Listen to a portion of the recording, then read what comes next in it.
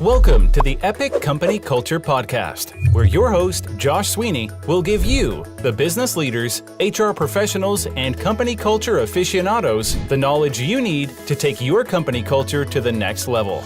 Hello, my name is Josh Sweeney, and welcome to the Epic Company Culture Podcast. Before I get started, I would like to thank Prototype Prime. For those who haven't visited Prototype Prime, it is in Peachtree Corners, Georgia, and they are a technology co-working space. They have an amazing podcast room that they have let us use for getting you all of this amazing content. For today's podcast, I want to talk about using company culture to stay competitive.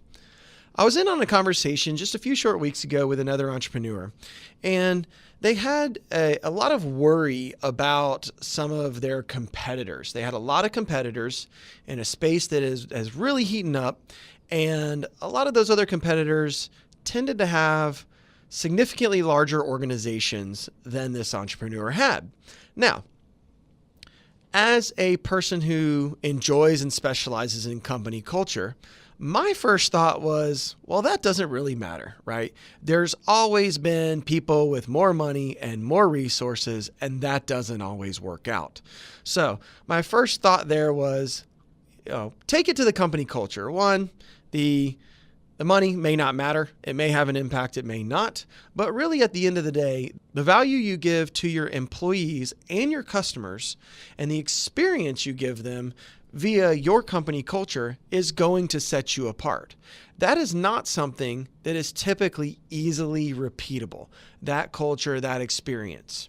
So what I'd like to discuss is, well, how do you outdo the competition with your company culture? I shared in my first podcast a little bit about working for a Fortune 500 and getting onboarded and requiring 2 weeks until I got a laptop to start working. Well, that may or may not be who this person's competing with, but generally there are a lot of openings to beat a larger organization out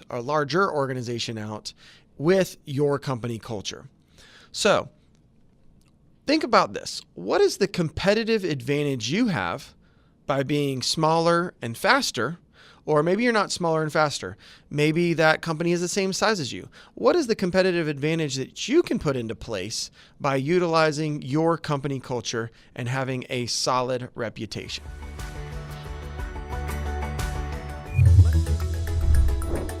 Thank you for tuning in to today's episode of the Epic Company Culture Podcast with Josh Sweeney. If you enjoyed this content, please subscribe on iTunes, SoundCloud, or Stitcher. For additional content and transcripts, visit epicculture.co.